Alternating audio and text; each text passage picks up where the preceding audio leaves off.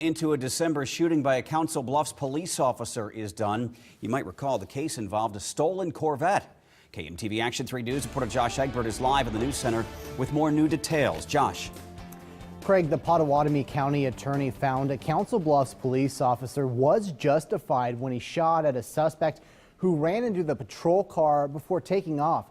That suspect, we learned today, was high on meth at the time of the shooting. I find that from a criminal standpoint, his use of force was justified. A Council Bluffs police officer will not face charges after he shot a man accused of trying to run over him and his partner just days before Christmas. In this case, when the shots were fired by Officer Poor, the person that was shot, Mr. Wilkinson, was in the process of committing the crime of aggravated assault on an officer with a weapon, that weapon in this case being a car. Wilbur says his findings justify actions of officers Jared Poor and Corey Woodward.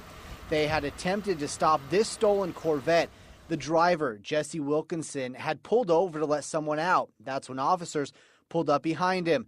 They drew their guns and told the driver to get out of the car. He then looked back, put it into gear in reverse, accelerated back, revved the engine, accelerated back. That's when Officer Poor opened fire.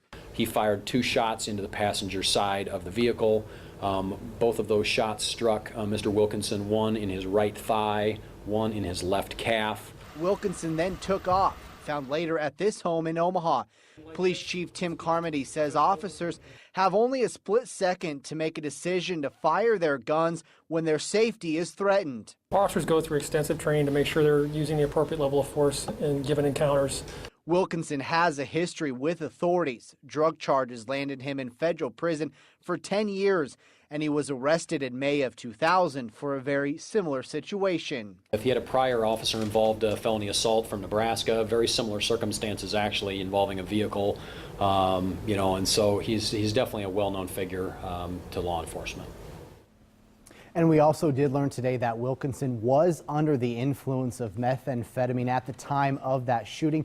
He faces a laundry list of charges, including federal charges and charges here in Nebraska stemming from that chase.